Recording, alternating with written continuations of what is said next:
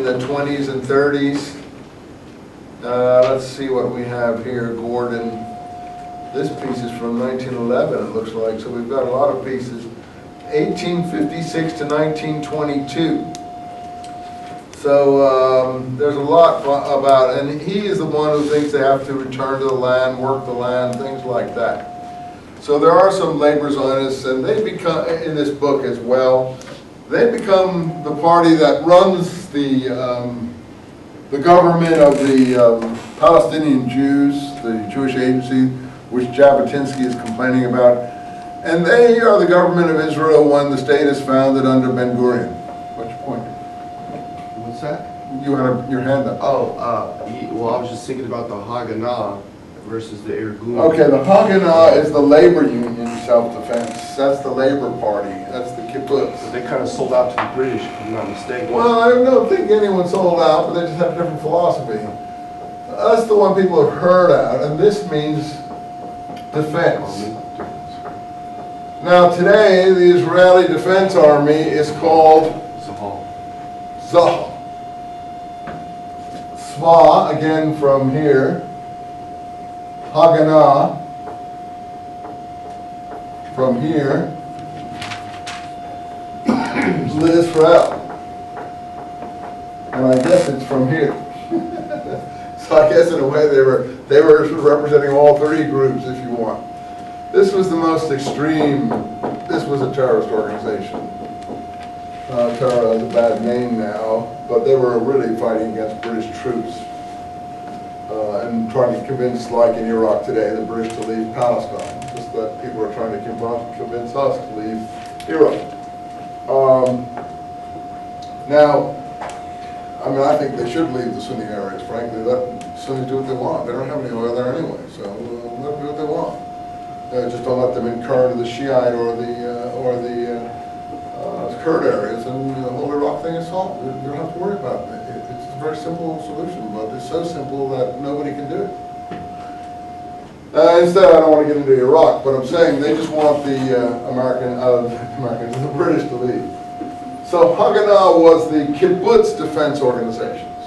So people like Sharon, Ariel Sharon, who was one of the younger people, he was Ben-Gurion's favorite. Ben-Gurion loved Sharon. He was involved in, sort of secret operations in the 50s and 60s. In the Suez campaign, he was head of a paratroop regiment that parachuted into the Mitla Pass and blocked the Egyptians from reinforcing people in Sinai.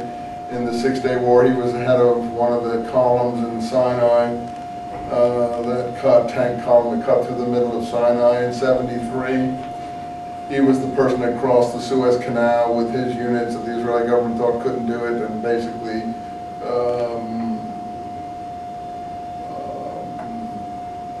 chopped off the back of the Egyptian army and trapped them.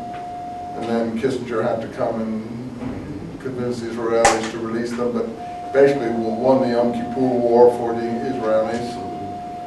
And that's why he became popular. But he was actually a left-wing Labor Party person.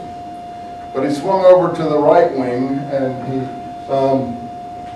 made an alliance with Menachem Begin. He was much younger, and all these people admired military young men because they were so unmilitary. Ben-Gurion was a labor union person. Begin was someone who supposedly was an intellectual. But you see, when the chips were down and the peace process began with Carter, Begin was willing to go back on all his principles as far as what happened when Sadat came to Jerusalem. He won the Nobel Peace Prize with Sadat, and I don't know if Carter was included, and I don't think so. But, people felt Begin had renounced, just like Sharon, all of what he supposedly represented. So I don't think he was a pure Jabotinsky person, Begin. He made out like he was that kind of person, but I don't think he had the intellectual grounding of Jabotinsky. I think the same thing kind of happened to Moshe Dayan as well. Similar. All these people get, in the end, their head becomes easily think I wouldn't say turned, they don't live up to their principles in terms of what they've announced themselves as, put it that way.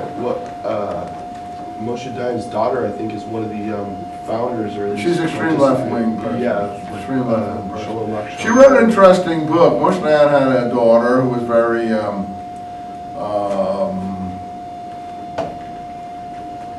what do you say when someone's young and very gifted? It was very theological.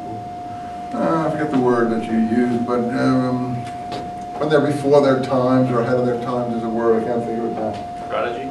Yeah, like a prodigy, but more like someone who was precocious. It's very, very precocious.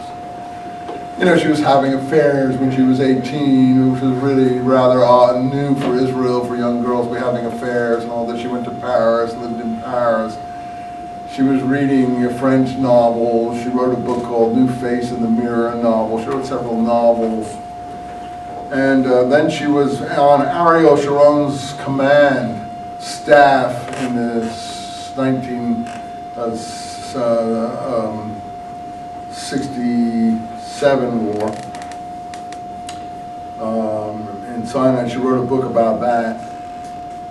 I don't know what else she was. She married one of Ariel Sharon's officers on his staff. I guess they were having an affair and all the war was going on. I don't know what they were doing. But anyway, she's a big feminist in Israel today. You know, she's very left-wing. There's nothing wrong with that. That's fine. But the point is, none of these people are what their fathers or whatever advertise themselves as. Put it that way. Except Netanyahu and a few people like him. They don't change. They are what they are, announce themselves as, and they stay that way. There's a person from Russia who's like this, Sharansky, who Bush likes a lot because Sharansky says that, I guess he put it in, Bush liked this, he interviewed or went to the White House. Sharansky led the Refusnik movement in Russia and went to Siberia. So on, was put into the work camps by the Russians and finally was, hunger strikes and managed to help get a lot of Jews out of Russia and went to Israel and then became in the right-wing party. People were surprised. They thought he would be in the left-wing party. But he said his main idea, what he told Bush, is democracies don't do terrorism. I think it was something like that. And I guess that's here where Bush got the idea that you should get democracy in the Middle East. There wouldn't be terrorism there. We don't have democracy in the Middle East, so we haven't disproved